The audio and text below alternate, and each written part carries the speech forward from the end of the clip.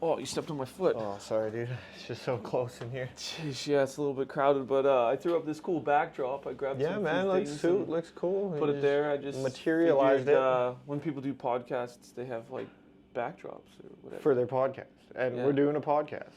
Or a vlog cast. I don't know what you call it, but basically we're gonna be Sitting in some chairs with sitting some in some microphones. chairs, talking, filming it. It's gonna go up on YouTube. Put it on Instagram. Little bits on Instagram. Yeah, basically we just feel like we have like way too much going on that we need to talk to you guys a little bit more. We need a bigger platform that we can get a little bit more information across, and that you guys can get to know us a little bit better. Like hopefully we'll be able to like give some further insights into the background of running House of Wheels. So for those of you who don't know us, like we run House of Wheels. We run an indoor skate park. My name is Bevan. I'm Aiden. We're brothers, Yeah. and we've been doing this for a while. Basically, back in like 2016, our dad came to us and he was like, "Yo, guys, like, what are we gonna do for the rest of our lives?" And Bevan was like, "Well, I've had this idea." He was like away for a while in South Africa, and he came back and he's like, "Yo, I got it. Indoor skate park, indoor like dirt bike track, indoor go-karts, indoor movie theater, all under one roof because winter sucks and people like to ride, but in the winter you can't ride mountain bikes and skateboards and BMX bikes." And back then we hardly even knew what scooters were. That was in like 2016. And that's where we started.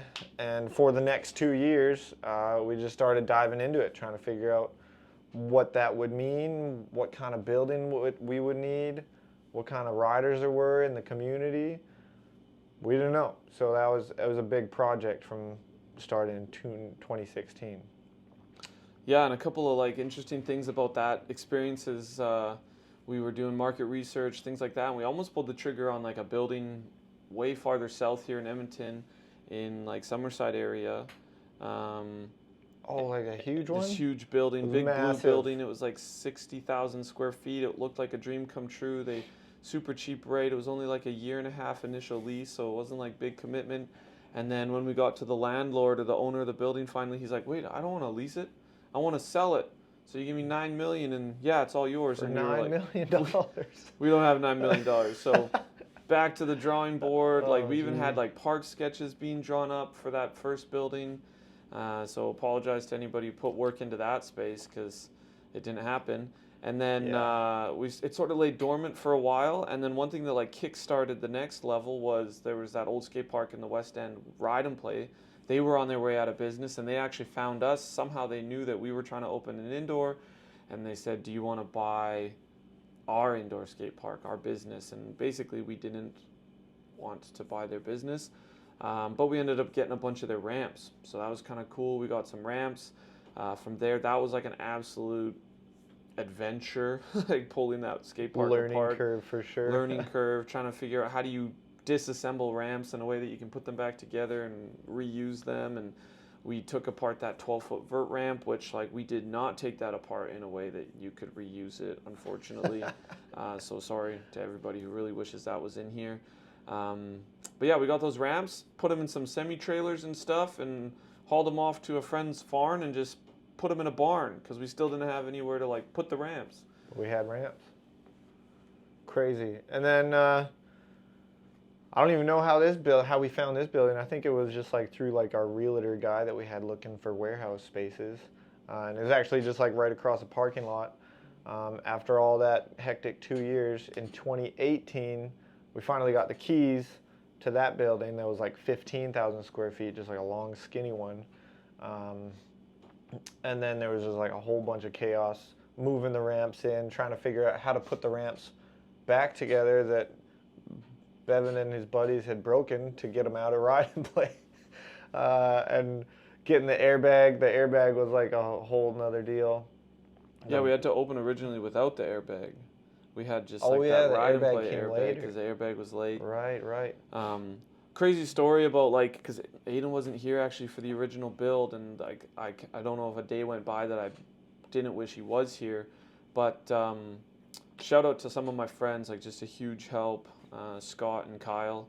especially, just absolutely MVPs and like getting that place going. But like the funny story about that place was that first build. We were building, I don't know if you guys remember, if any of you remember, there's like that double section. It was like a top ramp and then like another ramp, and there was like a staircase and blah, blah, blah. And we were kind of making it up as we go. We, like literally to get the angle for that ramp, those ramps, I just put like a door. Like we knew we wanted it to be like 6 feet to 3 feet or 4 feet to 2 feet. I can't exactly remember, but I just put a door and I was like, yeah, that looks pretty good. So if you felt like that transition was a little janky, that's why it was a little janky. But anyways, we built it out, and we had like the second deck, the lower deck. We had it all built. It was looking good, and we were riding it a little bit for testing, and we were like, man, this deck is just like way too short. And oh, really? yeah, so we tore it all apart and added like an extra 8 or 10 feet to it, and just didn't tell anybody because we were too scared to tell my dad that we had to rebuild this big feature we had just spent like so long trying to build. So there's actually like a time-lapse video, and you'll see like in the time-lapse video, maybe we can post a link to it if we can find it somewhere, but that feature just all of a sudden just is like, it just like jumps back like overnight, because that's what we did. We just like did it overnight and made it way bigger. All the overnighters. There's so many overnighters mixed into all these stories. Yeah, so that was 2018, and then literally just like a year later, kind of similar to the Ride and Play story, the owners of Wheel Scooter Shop came to us, and they were like, hey, you want to buy our scooter shop because we don't want it anymore. Which was a little wild, because like when I came back, like I wasn't here for most of 2018, but when I came back, I remember in the old space there's literally like 3 scooters leaning on the wall collecting dust that had like a little paper price tag on them, and some bikes hanging from the ceilings that nobody bought. And then Wheel Scooter Shop at the beginning of 2019, we ended up working out a deal with them, and that's what really just like solidified our like retail space and like gave us the presence to have like all the scooter brands and all the scooter parts that like you'll see in the shop now. And that was like a whole nother learning curve. Like I remember the first time I ever had to do like a grip tape on a scooter. It was an absolute nightmare, because you're just like trying to heat it up with a like a blow dry or something like that, and you're peeling it off and it's getting all goopy, and there's like literally the mom of the kid was just like staring at me, and I'm pretty sure she knew I had no idea what I was doing, but we got it done and sent the kid on his way, and the grip tape didn't fall off. But holy, like now when I do grip tape, like it feels like forever ago, because I failed at it, and I apologize to whoever's scooter that was that I did the first grip tape on. First grip tape I did, it was this kid named Dylan. He's a little like pretty like hyper kid, and I was like a little cautious about like that first cut, and I guess he didn't like that, so he just like grabbed the knife from me. He's like, you just cut it, and he just, and I was like, oh yeah, you just cut it. I guess you just, like it's metal, so you're not, the knife's not gonna like dig into it or whatever. You just use the, yeah, it's not like a skateboard. Yeah, use the deck as a stencil. But you just cut it. You just rip it through. Yeah, so we got Wheel Scooter Shop, and like that was cool. And then like that place started to get pretty busy over there. We were starting to feel pretty packed in the first space. It was like 13,000 square feet over there, and so there was this giant empty warehouse just like right across the parking lot. Like we were in the office here, right over there is the first building, and right over here, you know, we started poking our heads in this building, and we're like, you know, that looks a lot more roomy. And so long story short, we were able to basically transfer our lease, but at the same time like started a new lease, because it was the same landlord, same owner, same property manager, and so it was a pretty smooth transition, and it worked out like pretty well in our favor. We had possession of that building and this building kind of at the same time, so we were trying to funnel ramps out of that building while keeping that skate park open as long as possible and setting up strategic ramps over here. And then eventually we closed the doors over there, and it was like a full-on just like, okay, let's get this new park built. So I think we were closed for like a month, January 1st to February 1st. Pretty much just like the month of January, we were like closed completely to try and get this place ready for riders. Yeah. And it was the middle of the winter, and we're here just like, it happened to be like one of the coldest Januaries, I feel like, and we're just hauling ramps across. We broke so many little like coaster wheels and and my dad was like, why don't we just make skis? So we ended up making like 2x6 skis that we could drag them across the parking lot floor. That was crazy. Yeah. We literally like mount ramps to the skis and then drag them across the parking lot with Bevan's truck. Yeah. Good old F-150. Just ripping up the snow, but that was crazy. Yeah, and then one of the wildest ramps we had to move was that 9-foot quarter. It's sitting here like right in the corner. It was the last ramp to come in. It's actually part of that mega ramp from Ride and Play. It's the last piece of it. Yeah, and we just grabbed that thing with a forklift and just drove it over here. Like, it was super bizarre. In one piece. One piece. We didn't even take it apart. We just, fork extenders, just came up behind that, scooped it, placed it, skied it down the ramp over there, out the building, and then forklifted it, and then skied it up this ramp with the truck, and like we broke. And the forklift. Trying to get up the ramp, we broke like so many ropes, straps, bungee drills. cords. Like everything was just breaking, but eventually we did get it in and shoved it up in there, and that was the last big ramp to go in. And then other than that, it was just like finishing touches. I remember one story from moving that 9-foot monster ramp in one piece. Bevan was driving the like huge forklift, and we only had like a few feet of like playroom to like get it situated where it is now. And I remember he nearly ruined the entire deal. He nearly just like munched it all because like we had like 30 different spotters down there looking at things. And the huge forklift is so big that, I don't know, Bevan had his foot on the brake, but it was just like barely inching, and he was just like super slowly swinging the ramp right into what was like the constructed version of the pump track at the time. And I just like screamed at him and got like real mad. I was like, stop the forklift! And he's like, I did stop the forklift! Because he was about to just mangle the entire toe of the 9-foot quarter, but like I saved it, so you're welcome. And I'm sorry for yelling at you, but it was pretty late at night as well, so yeah, emotions be flying. Some few overnighters. So yeah, we got the doors open here, new space. Well, it was February 1st, 2020. Doors opened at like 10 a.m. and 6 weeks we later, were not ready. You know, like we were still screwing boards down, and pieces of plywood weren't even in place yet when the kids were like standing there on the pump track ready to go. And so that was crazy. But yeah, we got those last few screws in, and a bunch of people were helping out, and boom, place was open, and it was sweet. Like we had this brand new 32,000 square feet epic indoor skate park for the Edmonton area. And then yeah, like I said, 6 weeks later, middle of March, coronavirus is what people be calling it back then. The COVID-19 virus, middle of March, just absolutely shut down what felt like the world right after we moved into this place. And we just had a big empty skate park for like a while.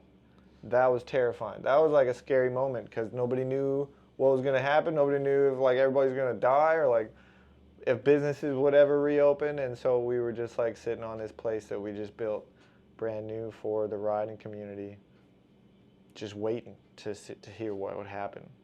Lots of bottle flipping going on.